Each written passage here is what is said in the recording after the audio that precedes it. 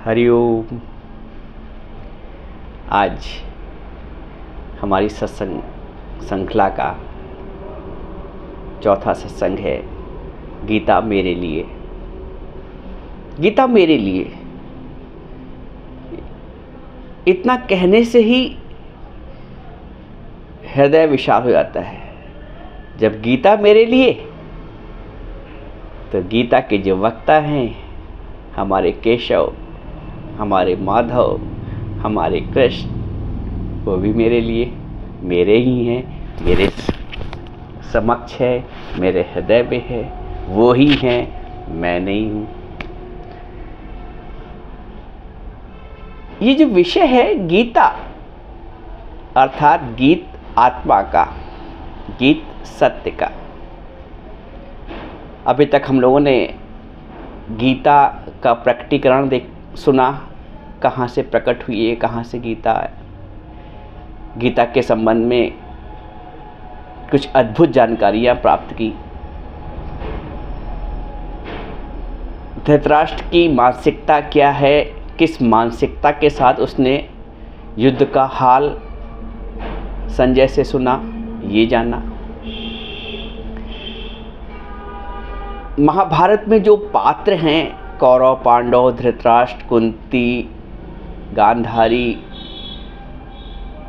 इन पात्रों का अपने जीवन में कैसे समावेश है, ये भी जाना। क्योंकि अज्ञान भी साथ में है और ज्ञान भी साथ में है। धृतराष्ट्र भी हमेशा है साथ में, दुर्योधन भी है, तो अर्जुन भी हैं और कृष्ण तो हैं ही। हमारे जीवन में सब कुछ है हमारे साथ। जैसे मोबाइल में नहीं आता इनबिल्ट, सब कुछ इनबिल्ट है। हम कौन से ऐप का इस्तेमाल करते हैं, प्रभु को आत्मसात किया तो प्रभु में जीवन, दुर्योधन को आत्मसात किया तो दुर्योधन में जीवन, धृतराष्ट्र का साथ किया, जो जिसका जिसका हमने है, सब इनबिल्ट। एक समझने का विषय है। तो अभी तक हम लोगों ने गीता को समझा। धृतराष्ट्र जो महाभारत युद्ध के मुख्य, उनके वजह अगर वो उनमें ज्ञान का प्रादुर्भाव हुआ होता तो शायद युद्ध की स्थिति ना होती। तो धृतराष्ट्र की मानसिकता भी सुनी, समझी और सुनी, और पात्रों का भी समझा, कौन से पात्र किस स्थिति में हैं और किस बात के प्रतीक हैं। हम लोग भागेंगे नहीं, ये सत्संग भागने से मतलब बहुत जल्दी जल्दी नहीं पढ़ेंगे, एक श्लोक, दो श्लोक, तीन श्लोक, चौथा, ऐसे नहीं। उद्देश्य है गीता मेरे लिए, तो हमें उसको आत्मसात करना है। कोई औपचारिकता नहीं निभानी है कि एक श्लोक आज, कल दूसरा, फिर तीसरा, फिर चौथा, भागते जाना है। भागना नहीं है। मैंने उस दिन बताया था कि जब आप शरबत बनाते हैं तो चीनी को घोलते रहिए, जब तक चीनी ना घुल जाए तब तक चलाते रहिए, तभी शरबत मीठा होगा, पर्याप्त स्वाद देगा, मिठास आएगी। तो जब तक समझ ना आ जाए, मेरा प्रयास प्रभु जो करवा रहे हैं मेरे द्वारा, मैंने आपको पहले दिन बताया था कि मैं कुछ नहीं, सब गुरु की महिमा है, उस निराकार का दिया हुआ संकल्प है जो हो रहा है। इस मुख से जो भी वाणी निकलती है, गुरु ही बोलता मुख से, और कोई बोलने वाला नहीं, किसी में सामर्थ्य नहीं है। तो कोई औपचारिकता नहीं करनी है, व्यवहारिकता नहीं करनी है, अनुभव करना है। मैंने कहा ना, अध्ययन नहीं करना है, अनुभव करना है। हम सब रोज अनुभव करने के लिए यहाँ बैठते हैं। और जैसा कि मैंने आपसे कल भी कहा था कि सारे सत्संगों का तारतम्य सीक्वेंस ले चलें, सिलसिलेवार चलें। पहला सत्संग, दूसरा तीसरा सत्संग, तीसरा सत्संग, चौथा सत्संग। तो हमारी जो पृष्ठभूमि है मानसिक, वो तैयार सदैव रहेगी आगे को समझने के लिए। पहले दिन सुनेंगे, अलग अलग सुनेंगे तो शायद पृष्ठभूमि इतनी मजबूत न हो पाए। इसलिए ये आग्रह है, ये प्रभु का आग्रह है कि सत्संग को नियम से सुनिए। नियम से सुनकर ही हम उस उद्देश्य को प्राप्त कर पाएंगे। कोई औपचारिकता नहीं करनी है। मन लगा के, मन मनाभव हो के, मन मनाभव मद भक्ता मध्याजी माम नमस्कुरु। भगवान कहते हैं मन मनाभव होकर मुझको नमस्कार करो, मेरी वाणी को नमस्कार करो। तो मन मनाभव मद भक्ता मध्याजी माम नमस्कुरु। ऑनलाइन सत्संग करने का उद्देश्य कभी भी कोई व्यावसायिक उद्देश्य नहीं है, कोई लाइक्स नहीं है, कोई कुछ नहीं। मुझे उन शब्दों का ज्ञान नहीं है जो लोग बोलते हैं।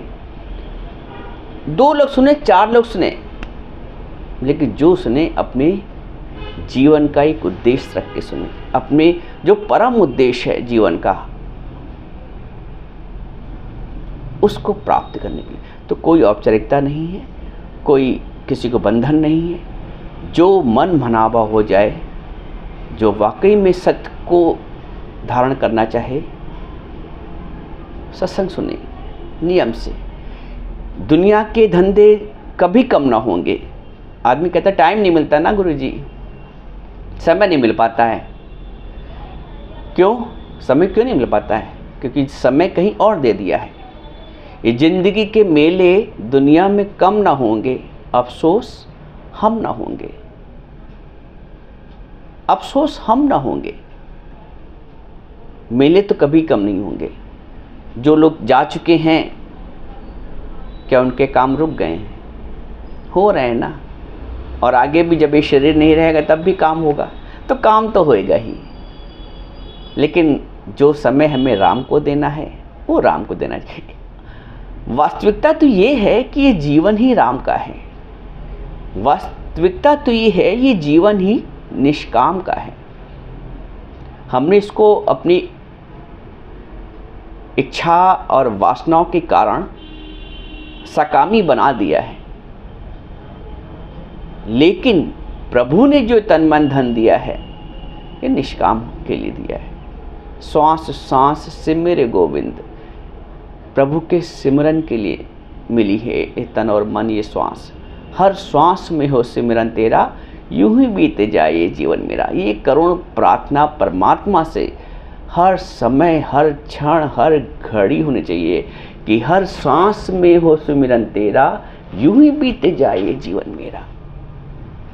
अपने कल्याण के लिए, अपने कल्याण के लिए, अपने कल्याण के लिए। अब आते हैं मुख्य प्रसंग पर। गीता मेरे लिए आज चौथा सत्संग है इस क्रम में। कुंती माता, जैसे कल मैंने बताया कि प्रज्ञा का प्रतीक है। प्रज्ञा माने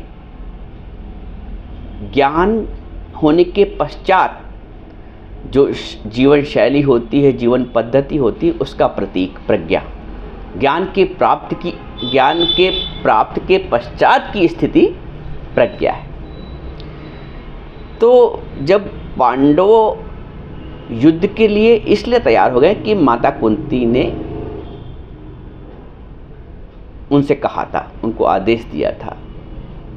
उनके आदेश के बाद ही उन्होंने युद्ध को स्वीकार करना, युद्ध को लड़ना स्वीकारा। अच्छा, माता कुंती ने युद्ध का आदेश क्यों दिया? इसलिए दिया, उसके 2 मुख्य कारण थे। अन्यथा वो बहुत सहनशील, सहिष्णु महिला थी उस समय। जैसे मैंने कहा, प्रज्ञा का प्रतीक है तो ज्ञान का प्रतीक है।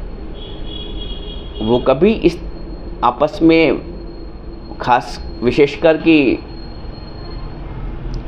धन के लिए, साम्राज्य के लिए, राज करने के लिए, इसलिए तो वो कभी भी युद्ध के लिए अनुमति ना देती। उन्होंने युद्ध की अनुमति सिर्फ 2 कारण से दी।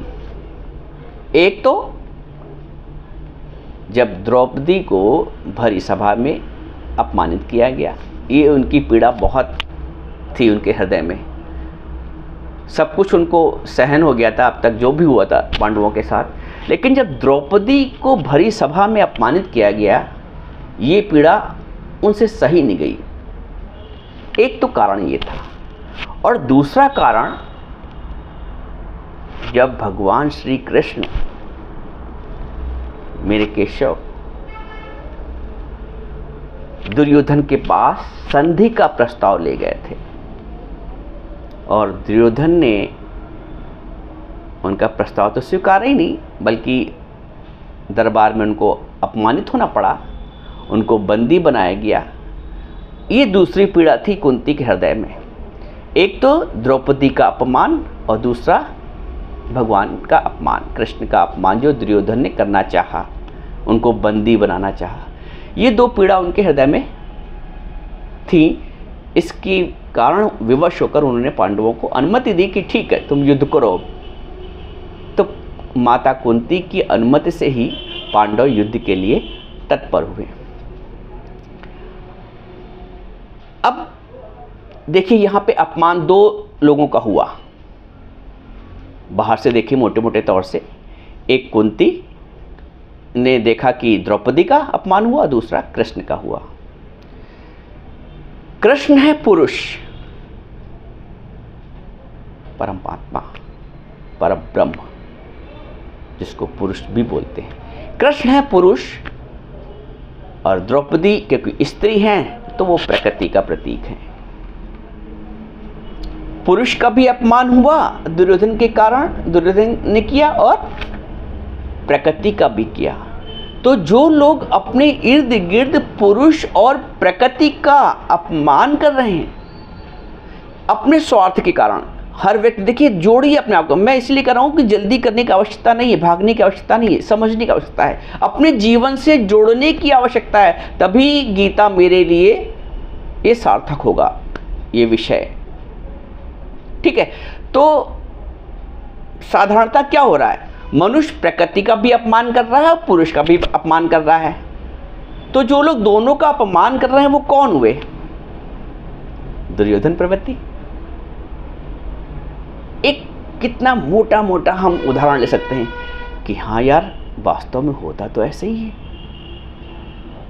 जो जिसकी महिमा मंडन हमें करना चाहिए, मान देना चाहिए, दृष्टि जो जिसके प्रति रखनी चाहिए, ना हम पुरुष को उतना महत्व दे पाते जीवन में अपने, और ना ही प्रकृति को उतना मान दे पाते हैं। हम दोनों को ही इग्नोर करते हैं, दोनों की अवहेलना जाने और अनजाने हो जाती है। तो किस श्रेणी में आ गए? अब इसी बात से, इसी बिंदु से एक जागृति आनी चाहिए कि ना ना ना ना ना, अरे ये तो हम लोग गलत जा रहे हैं, वाकई में सच में दुर्योधन की तरफ, दुर्योधन की शैली जीवन जी रहे हैं क्या?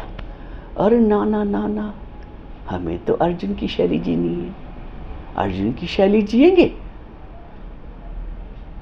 तो कृष्ण साथ में है, कृष्ण का मार्गदर्शन साथ में, कृष्ण है अंदर। मैंने पहले बताया ना, अर्जुन भी यही है, कृष्ण भी यही है हमारे पास। तो अगर अर्जुन बनेंगे तो कृष्ण का मार्गदर्शन मिलता रहेगा और जीवन निष्कपट, निष्कलंक, निश्चिंत हो जाएगा। और अंत में जैसे अर्जुन ने अपना निश्चय व्यक्त किया 18वें अध्याय में, हम भी अपने जीवन के रहते रहते इस शरीर को त्यागने से पहले अपना निश्चय व्यक्त कर देंगे कि हे प्रभु, हे गुरुदेव, आपके इस आध्यात्मिक ज्ञान से मेरे संशय भ्रम नष्ट हुए। ये निश्चय ही जिस दिन हमको हो गया उस दिन हमारी जीत है। मैंने बताया पहले दिन ना, युद्ध, हर व्यक्ति कुरुक्षेत्र के मैदान में है और हर व्यक्ति युद्ध कर रहा है। एक पांडव या कौरव नहीं थे जिन्होंने युद्ध किया, हर व्यक्ति के जीवन एक कुरुक्षेत्र का मैदान है। वहाँ धर्म क्षेत्र भी है, कुरुक्षेत्र भी है, दुर्योधन भी हैं वृत्तियों के रूप में और अर्जुन भी हैं, विवेक भी है कृष्ण के रूप में, शक्ति के रूप में, ब्रह्म के रूप में हमारे प्रभु भी हैं। तो हमारे साथी है। हमने कौन सा ऐप खोला है? जो ऐप खोला है वही सामने होगा। तो जीवन की जो शैली है वो दुर्योधन से हटाकर अर्जुन की तरफ हो जाए। अर्जुन में बहुत से गुण हैं और सबसे बड़ा गुण है समर्पण का। शिष्यस्ते अहम साधिमाम त्वाम प्रपन्ना। अर्जुन ने बोला है कि मैं आपका शिष्य हूँ, आपकी शरण में हूँ। तो जिस दिन हम प्रभु की शरण में, गुरु की शरण में हो जाते हैं, उस दिन से अर्जुन वाली प्रवृत्ति आ जाती है। और जब अर्जुन हैं तो साथ में कृष्ण भी है। तो पहले हमें अर्जुन बनना है। गुण सब हैं। मैंने वो बताया कि सुनना सखना कोई नहीं, सबके अंदर लाल। मूर्ख गण खोले नहीं, कर्मी भव कंगाल। सबके अंदर लाल भरे हैं। तेरे अंदर हीरे मोती, तेरे अंदर चमके ज्योति, तेरे अंदर माल खजाना, तू क्यों ढूंढे देश बेगाना। अपने माल खजाने का, अपने विवेक को जागृत करो, अपनी प्रज्ञा को जागृत करो, सत्संग की वृत्ति बनाओ, रोज सत्संग सुनो, भाव रखो। जीवन में औपचारिकताएं न मिल पाओ। पूजा भी लोग, धार्मिक संस्कार भी लोग औपचारिकता बना के करते हैं, दिखावे में करते हैं, उसको भी ग्लैमर बना देते हैं। ग्लैमर मत बनाओ। जीवन को साधारण रखो, वास्तविकता रखो, सत्य रखो, समर्पण रखो, सद्भाव रखो। ये सब गुण हैं, आवश्यकताएं हैं, आहर्ताएं हैं एक साधक में, एक सच्चे जिज्ञासु में। तो हम सच्चे साधक बने, सच्चे जिज्ञासु बने और समर्पित हों गुरु के प्रति, प्रभु के प्रति, वाणी के प्रति, और उसको अनुकरण करें, अनुभव में लाएं। ये प्रयास है। तो हम लोग बहुत जल्दी जल्दी गीता के श्लोकों की तरफ नहीं भागेंगे, समझेंगे। पहले अपनी मानसिकता की पृष्ठभूमि तैयार करेंगे। कोई मेहमान आपके यहाँ आना होता है तो कैसे आप घर व्यवस्थित कर लेते हैं, साफ सुथराई कर लेते हैं, सब अच्छा कवर बदल देते हैं, चादर बदल देते हैं, बेडशीट सब करते हैं ना। तो जब प्रभु विराजने वाला है, विराजित तो है लेकिन अभी अनुभव नहीं हुआ है। जिस दिन अनुभव हो जाएगा ना, तो हमें अपने अंतःकरण की पहले सफाई करनी है। खाली पढ़ना नहीं है, अध्ययन नहीं करना है, अनुभव करना है। अनुभव की तैयारी करते हैं। तो अब अगला श्लोक, जब प्रभु की निराकार की इच्छा होगी तब आगे होगा। अभी तो प्रभु पृष्ठभूमि ही बना रहे हैं। तो नियम से सत्संग सुने और जीवन के वास्तविक उद्देश्य की प्राप्ति करें। ठीक है।